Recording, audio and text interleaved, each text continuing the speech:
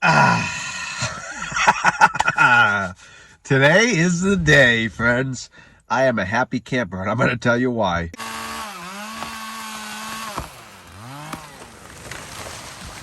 So today is my second to last day as a municipal worker. Some of you may or may not remember back, I think it was around September or October of 2024, I made a couple videos talking about I'm thinking of leaving my job and chasing my dream. And so the premise of that, which I ended up deleting those two videos, I just didn't think they fit in well with the channel and my regular videos. I probably should have kept them, but I didn't, so it is what it is. But so the premise of those videos was I'm thinking of leaving my government job and starting my own business. Some of you may remember those videos, and for those that don't, I'll give you a quick rundown. So basically, I did construction my whole life with my father. At the age of 31, I became a building inspector working for different towns. And over the course of the next 10 years and a few months, I worked in multiple communities throughout the state of Massachusetts as a building official. I became a building commissioner, which is the highest form of a building inspector, most amount of certification and licenses you need, and you can run a building department. So I did that for a couple towns. And ultimately, I decided that working for the government just isn't quite right for me. I'm not going to get too far into that. I'm just going to say that I don't really like the politics. No matter what you do, you really can't avoid getting into politics when you work for a town, especially when you're a department head position, because you're going to have people leaning on you one way or the other to look a certain way or to act a certain way or to think a certain way. And it just isn't me. I'm a very black and white person. I do things that are right, and that's what I always have done. But unfortunately, that's not popular in a lot of towns.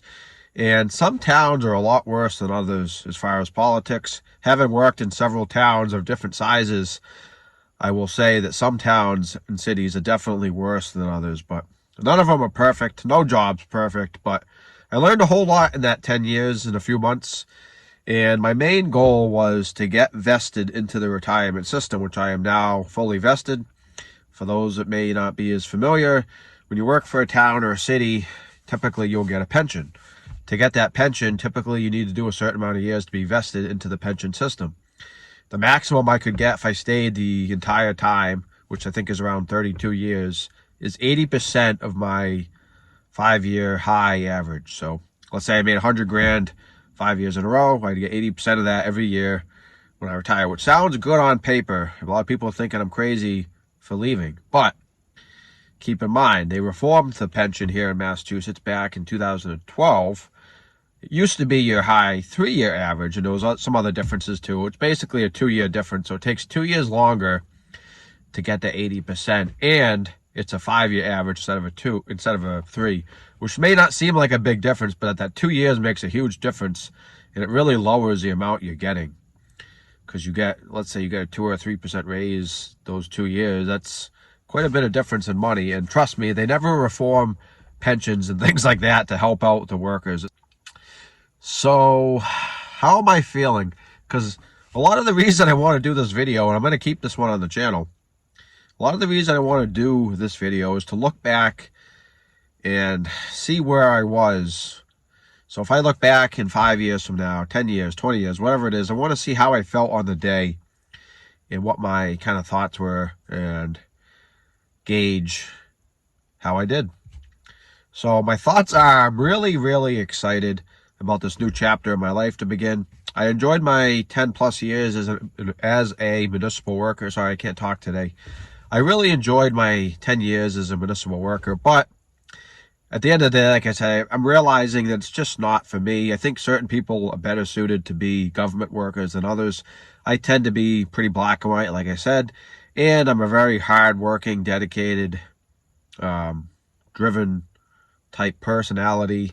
I like being in charge of my own schedule. I like being the boss. I like calling shots, which you really can't do when you work for the government. You're always going to have someone over you, and ultimately, there's no real reward for working harder for most government jobs. My particular job, and everyone I've had since I've been doing this, you don't have the option for overtime. You don't have the option to get any bonuses based on your performance. And you're kind of capped at what you can make, which is a big deal because when you have a young family, you want to make the most amount of money possible. As you guys may or may not have seen in other videos, if you're familiar with the channel, I have 3 kids.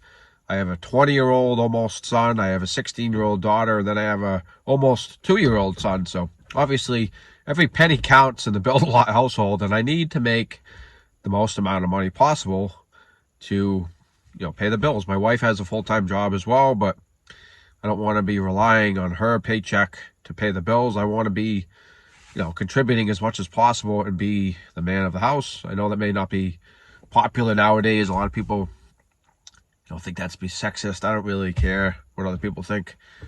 I'm a very traditional guy, and I want to be kind of making the money, kind of be the breadwinner, providing, protecting. That's, in my opinion, kind of the duties of a man, but that's for another video, another day.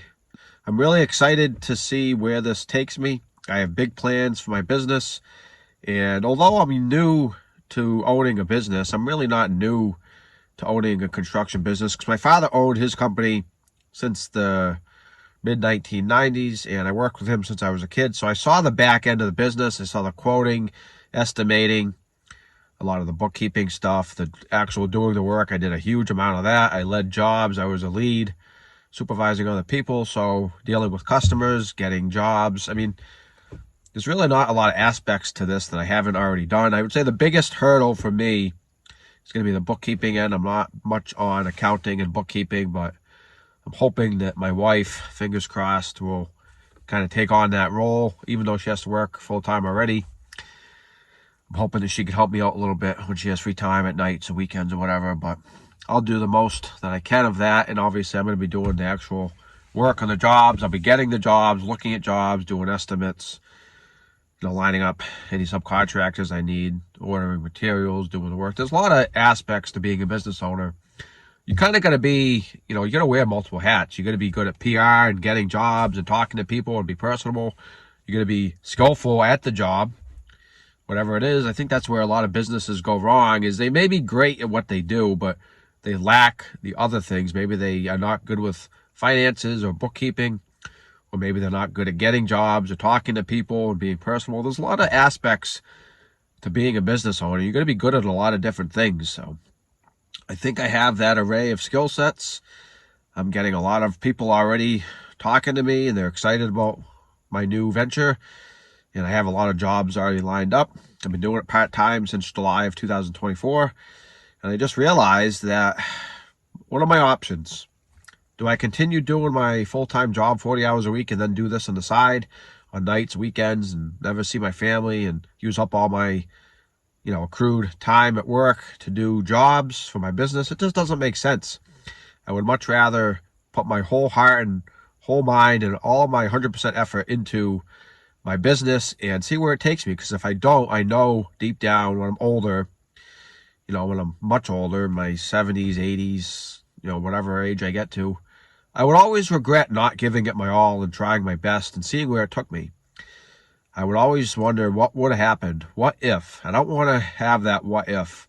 And that's why I'm recommending anyone that's watching that's considering maybe doing the same thing, chasing your dream, leaving your job.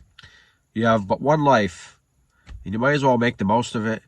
So take that chance. Be brave. It's a scary thing to do. It's not an easy decision. It took me a lot of time, and I really wrestled with this decision for, months and months and months. I've been thinking about doing this for at least a year now. I thought about it before I even started my business back in July of last year. Here we are, April of 2025. So it's been 9 months since I started the business, and I was thinking about it before that. So it's definitely a big decision, and everyone's situation is different. So depending on your situation, depending on your finances, depending on your comfort level, there's a lot of factors to consider. So it's not something I think you should take lightly or jump at too quickly, but I definitely think it's worth making the jump. And of course, I'll be giving you guys, update videos here and there, let you know how I'm doing. But like I said, I have a lot of jobs lined up already. I'm excited. I've already done several of the jobs, and I'm really liking it so far. I missed working with my hands. That's one of the big things I didn't like about being a government employee. Was it was too much paperwork. There wasn't any hands-on type stuff. It was all, paperwork, stuff I really don't enjoy doing. And to be completely honest, I've been in the construction industry since I was 10 years old. And some of the codes that are coming out, especially like the new energy codes, I just don't agree with them.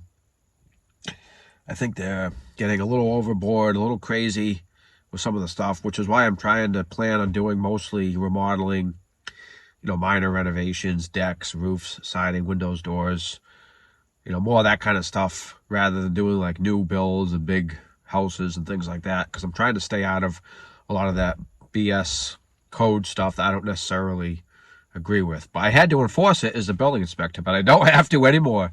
Tomorrow is my last day, and I'm excited about that. I'm only working like 3 hours tomorrow, and then I'm done in the municipal world. I'm going to get my statement from my retirement system that I'm in, stating that I have the 10 years and blah, blah, blah. I did a little extra time, a few extra months just to be safe, because I did have some in between time between towns where I took like a week vacation, which you don't get. That doesn't count towards your 10 years. So I did a little extra over the 10 years just to make sure I wasn't going to have any issues. And of course, who knows? Maybe someday I'll go back to being a building inspector or a building commissioner. Maybe someday I'll get tired of doing this. I wish I hadn't made the jump. Maybe my body will be in a point where I don't physically want to do it. Who knows what the future is going to hold.